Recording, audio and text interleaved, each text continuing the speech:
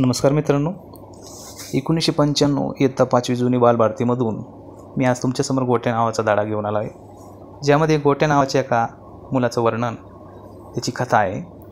ती वाचल्यानंतरच आपल्याला लक्षात येईल, त्यामुळे मी त्याचं वर्णन करणार नाही. याचे लेखक आहे ना.दो. ताम्हणकर. चला तर वाचूया गोट्या.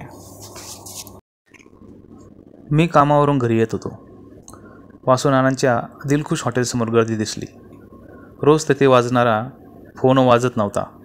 त्याच्याऐवजी एका मुलाच्या केविलवाण्या किंकाळ्या आणि एका पोक्त माणसाचे तंतन्ने मला ऐकू आले.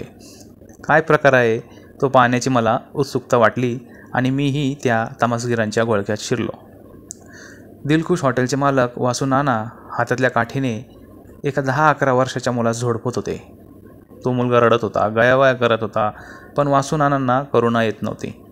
ते अधिकाधिक तावाने हात चालवत होते आणि त्यांच्या तोंडाचा पट्टाही सारखा चालूच होता.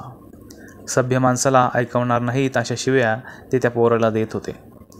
एका कोवळ्या मुलाला असे झोडपून काढणे इतके वासुनाना निर्दय कसे होऊ शकले याचे मला आश्चर्य वाटलेच, पण त्यांच्या तडाख्यातून त्या बिचाऱ्या मुलाची सुटका करण्याची बुद्धी त्या शेकडो बाग्यांपैकी एकालाही होऊ नये याचे मला अधिक आश्चर्य वाटले.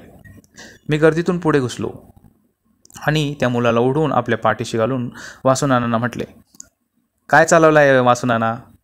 तुमच्यासारख्या जाणत्या माणसाला शोभत नाही असं करणं. ते कार्ट तसलंच आहे, आजपर्यंत खायला घातलं आणि माझंच वाटोळं करायला बसलंय, वासुनानांनी मला उत्तर दिले. आणि मुलाकडे वळून ते म्हणाले, जा निघ आता मुलखावर, पुन्हा माझ्या दुकानात पाऊल टाकलंस तर टाळकच फोडीन. वासुनाना आत गेल्यावर मात्र बाग्यांना कंठ फुटला. हा वासुनाना म्हणजे राक्षस आहे नुसता, एक जण म्हणाला.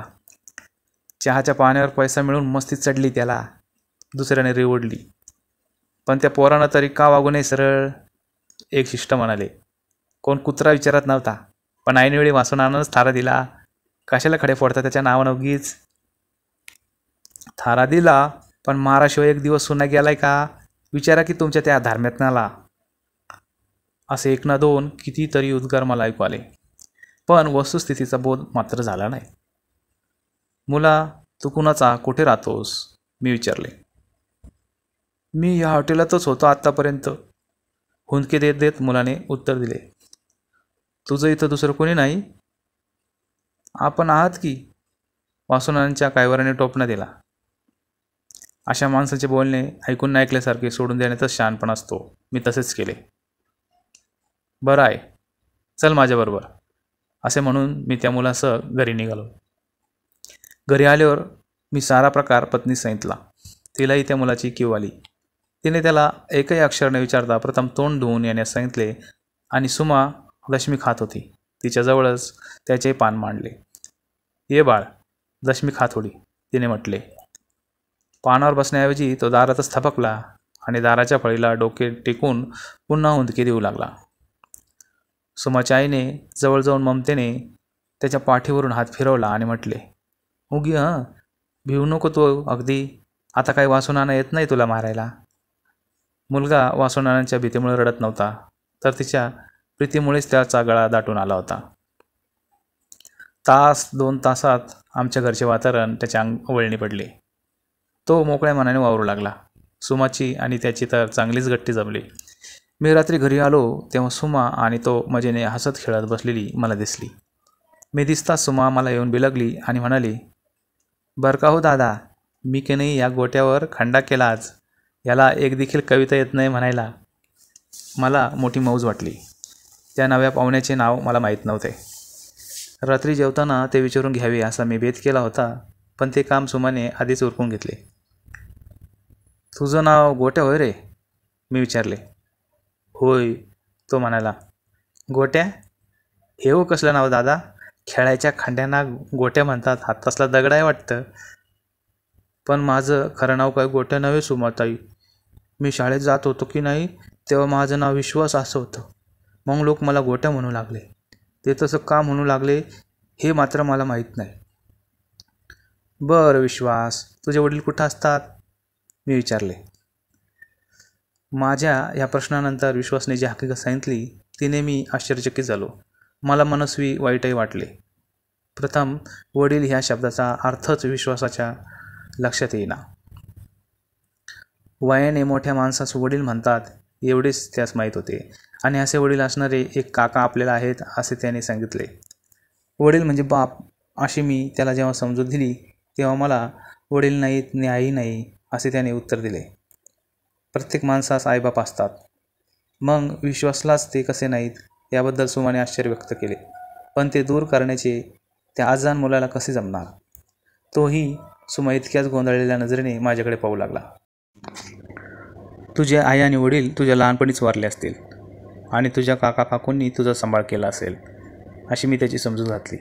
तेव्हा विश्वास म्हणाला, काका काकूंनी माझा सांभाळ मुळीच केला नाही, उलट मला या वासुनानांच्या तावडीत मात्र दिलं. अशी सुरुवात करून त्याला आठवली तशी आणि सांगता आली तशी आपली हकीकत त्यांनी सांगितली. साखरप्याजवळच्या एका लहानशा वाडीत त्याच्या काकांचे घर होते. घरात तसे म्हटले तर दारिद्र्य नव्हते.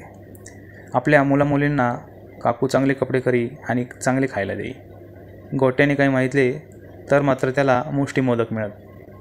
गोट्याने एके दिवशी काकूला न विचारता घरातले गरे घेतले म्हणून तिने पळी तापून त्याच्या हाताला डाग दिला. गोट्या अगदी कळवळला.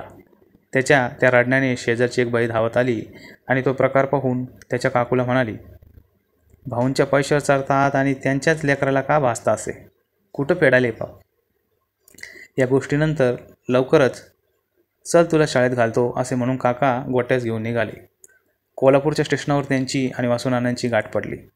आपण फार गरीब, हा भावाचा पोर सांभाळण्याची आपणाला शक्ती नाही, कोणी धर्मातनं त्याचा भार घेईल तर बरं असे रडगाणे काकांनी गायले. त्यांची ती दीनमुद्रा आणि गोट्यांची असहाय्य स्थिती यांचा परिणाम वासुनानावर झाला. त्यांनी गोट्याला ठेवून घेण्याचे कबूल केले. डोळ्यात पाणी आणल्यासारखे करून काकांनी गोट्यास वासुनानांच्या स्वाधीन केले आणि परत कोकणचा रस्ता धरला. वासुनाना गोट्यास आमच्या गावी घेऊन आले आणि त्याला शाळेला घालण्याच्या भानगडीत न पडता त्यांनी गिऱ्हाईकांना चहा देण्याचा आणि कपाशा धुण्याच्या कामावर त्याची नेमणूक केली. 12 खाड्या आणि थोडीशी झडती एवढ्यावरच गोट्याच्या शिक्षणाची समाप्ती झाली.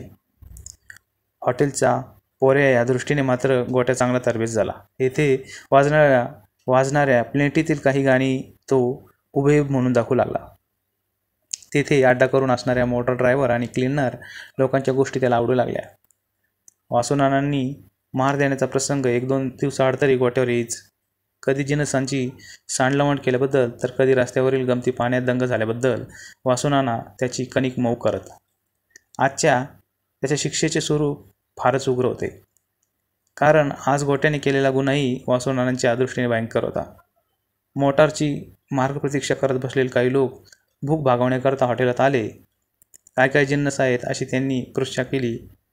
लाडू, चिवडा, चकली, भजी इत्यादी पदार्थाची यादी गोट्याने एका सुरात म्हणून दाखवली. ताजी गरम पुरी भाजी आहे का? गिऱ्हाईकाने विचारले. हो, किती देऊ? गोट्याने विचारले. आणि एक प्लेट, गिऱ्हाईकाने मागणी केली. गोट्याने नेऊन ठेवलेली पुरी शिळी आहे आणि भाजी गार आहे असे पाहून गिऱ्हाईक म्हणाले, अरे मी गरम भाजी माहितली ना? मग काल रात्री केली तेव्हा ती गरमागरम होतीच की. आज शेवतळात बसलेल्या वासुनानांनी गोट्याचे उत्तर ऐकले आणि ए गद्द्या अशी त्याला हाक मारली.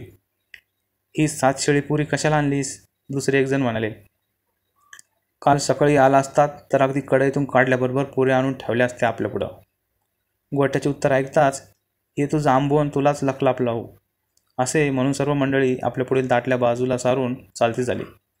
आलेले गिऱ्हाईक गोट्याच्या मूर्खपणामुळे गेले आणि तेही माल उष्टा करून पैसे बुडवून गेले. या दुहेरी अपराधाबद्दल वासुनानांचा राग अनावर न झाला तर आश्चर्य. पुढे काय झाले ते आधीच सांगितले आहे. रात्री जेवताना सुमाची आई म्हणाली, गोटू तू आमच्या इथं नेहमी राहशील का? गोट्याने क्षणभर बेदारलेल्या दृष्टीने पाहून म्हटले, मला फिरून घालून देणार ना तुम्ही? नका घालू, मला पाया पडतो तुमच्या. आणि खरोखरच खरकटे हात जोडून त्याने तिला नमस्कार केला. त्याला आपण जेवता आहोत हे भान राहिले नाही आणि हॉटेलातल्या सोयीमुळे त्याला उष्ट्या खरकाट्याचा विधिनिषेधही नव्हता. आमच्या इथं राहायचं झालं तर आम्ही सांगू तसं वागलं पाहिजे, मी म्हणालो. काय सांगाल ते करीन मी. गोट्याच्या आजरवी उत्तराने तिला त्याची फार कीव आली. ती म्हणाली, बरं राहा बाळा तू आमच्या इथं, आणि तू कामसुद्धा करू नकोस. आणि सुमे तू भांडायचं नाही गोटू बरोबर. पण तो भांडला तर मी बरी गप्प बसेन? आपल्या लेकीचा बाणेदारपणा पाहून कोणत्या आईबापास कौतुक वाटणार नाही. दुसऱ्या दिवशी सकाळी सुमाबरोबर मी गोट्यालाही उठवलं. त्याच्या आजपर्यंतच्या कार्यक्रमात नसलेल्या दात घासण्यासारख्या गोष्टी त्याला कराव्यास लावल्या. आंघोळ नमस्कार झाल्यावर तिने त्या सुमाबरोबर दूध प्यावयास दिले. त्याने चहा मागितला, पण आम्ही चहा पित नाही, चहा पिणे फार वाईट आहे असे त्याला सांगताच तो स्वस्थ बसला. नंतर त्याला घेऊन मी बाजारात गेलो. त्याला कपडे वेचून शिवावयास दिले. पाटी पेन्सिल पुस्तक असे त्याचे दप्तर तयार करून त्याला शाळेत नेले आणि मास्तरांना सर्व हकीकत सांगून त्याची चांगली काळजी घेण्याची विनंती करून मी घरी परतलो. गोट्या रोज शाळेत जाऊ लागला आणि शिकण्यात त्याला गोडी वाटू लागली. तो आपले धडे झटपट पाठ करी. त्यावरून त्याची बुद्धी तरतरीत असल्याचे मला आढळून आले. मला मोठी आशा वाटू लागली. गोट्याची गाडी मार्गाला लागलेली पाहून सुमाच्या आईला धन्यता वाटू लागली. पण 4 दिवसातच माझ्याकडे तक्रार आली की गोट्या शाळेत फार वारतेपणा करतो. आज त्याने एका मुलाच्या तोंडाला शाई फासली. गोट्या घरी आल्यावर मी त्याला खुलासा विचारला. तो म्हणाला, तुम्ही मला सांगितलं होतं की गुरुजी सांगतील ते सर्वांनी निमूटपणे ऐकायचं. आज गुरुजींनी गंपू गोऱ्याला रागवून म्हटलं, तोंड काळं कर एकदम. मधली सुट्टी होईपर्यंत गंपू तोंड काळं न करता तसाच बसून राहिला. गुरुजीचं सांगणं त्याला ऐकावं लावण्यासाठी मी त्याच्याच दवतीतली शाई त्याच्या तोंडाला लावली. यात माझं काय चुकलं? गोट्याच्या या आज्ञापालनाला काय म्हणावं हेच मला समजेना. तर मित्रांनो, कसा वाटला खोडकर गोट्या?